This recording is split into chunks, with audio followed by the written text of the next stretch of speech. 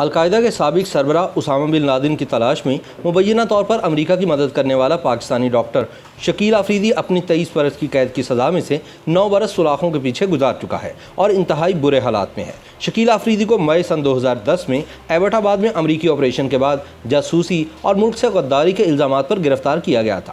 تاہم کاغذوں میں اسے یہ سزا القاعدہ کے سربراہ کی تلاش میں مدد دینے پر نہیں بلکہ ایک شدت پسند جہادی تنظیم کے ساتھ تعلق رکھنے کے الزام میں سنائی گئی تھی۔ شکیل آفریدی نے اپنی اس سزا کا ابتدائی عرصہ پشاور کی سینٹرل جیل اور راولپنڈی کی اڈیالہ جیل میں گزارا اور اب وہ ساہیوال کی اس ہائی سیکیورٹی جیل میں قید ہے جسے ملک میں انتہائی خطرناک قیدیوں کو رکھنے کے لیے استعمال کیا جاتا رہا ہے۔ پاکستان کے نیوکلیئر راز چوری کرنے کے الزام میں سزائے موت پانے والا بریگیڈیئر ریٹائرڈ رضوان بھی ساہیوال جیل میں قید اپنی پھانسی کا انتظار کر رہا ہے۔ شکیل آفریدی کے بڑے بھائی جمیل آفریدی نے چند روز قبل اس سے جیل میں ملاقات کی۔ میڈیا سے بات کرتے ہوئے جمیل آفریدی کا کہنا تھا کہ کورونا وبا کی وجہ سے وہ 5 ماہ کے عرصے کے بعد اپنے بھائی سے ملنے میں کامیاب ہو سکا ہے، جو کہ بری حالت میں ہے۔ اس نے بتایا کہ 11 جولائی کو وہ اپنے بھائی سے ملا، جبکہ اس سے قبل اس کی شکیل آفریدی سے ملاقات 29 فروری سن 2020 کو ہوئی تھی۔ اپنی ملاقات کا احوال بیان کرتے ہوئے جمیل آفریدی ڈاکٹر شکیل آفریدی کی صحت کے بارے میں شدید فکر مند دکھائی دیا۔ اس کا کہنا تھا کہ شکیل دوران اسیری بہت کمزور ہو گیا ہے اور اس کی طبیعت بھی ٹھیک نہیں رہتی۔ جمیل آفریدی کے مطابق جب میں نے جیل میں اس کی سرگرمیوں سے متعلق پوچھا تو اس نے کہا کہ وہ جیل میں کچھ نہیں کر سکتا۔ اس کے پاس تو کوئی پینسل اور کاغذ بھی نہیں کہ وہ کچھ لکھ سکے یا اپنی یادداشتیں محفوظ کر سکے۔ اسے تو کتابیں تک پڑھنے کی اجازت نہیں ہے۔ جمیل نے بتایا کہ شکیل آفریدی اپنے کیس کے بارے میں بہت پریشان اور فکر مند ہے۔ وہ 9 برس سے قید میں ہے، جو عمر قید سے بھی زیادہ لمبی ہو چکی ہے۔ اس کے مطابق شکیل آفریدی کو اس بات کا گلہ تھا کہ پشاور ہائی کورٹ میں اس کے مقدمے کی سماعت بار بار ملتوی ہو جاتی ہے اور کوئی پیش رفت نہیں ہوتی۔ تاہم اس کا کہنا تھا کہ وہ اس نظام سے تو مایوس تھے لیکن اللہ کی ذات سے مایوس نہیں اور وہ سمجھتے ہیں کہ انہیں انصاف ضرور ملے گا۔ شکیل آفریدی کے مقدمے کی سماعت 30 جون سن 2020 کو ہونی تھی، لیکن اس روز چیف جسٹس وقار احمد سیٹھ چھٹی پر تھے، اس لیے سماعت نہ ہو سکی۔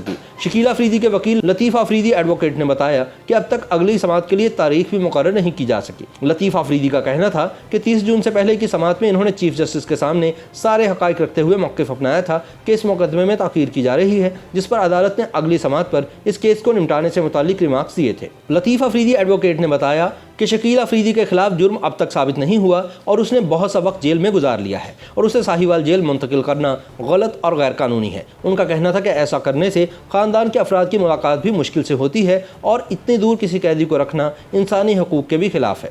یاد رہے کہ ڈاکٹر شکیل آفریدی کو سن 2011 میں پشاور کے علاقے کارخانوں مارکیٹ سے گرفتار کیا گیا تھا۔ اس پر الزام لگایا گیا تھا کہ اس نے امریکہ کے لیے جاسوسی کی اور اسامہ بن لادن کے خلاف کیے گئے ایبٹ آباد آپریشن میں امریکہ کی مدد کی تھی۔ ان الزامات کے باوجود اسے سزا شدت پسند جہادی تنظیم کے ساتھ تعلق رکھنے کے الزام میں دی گئی تھی۔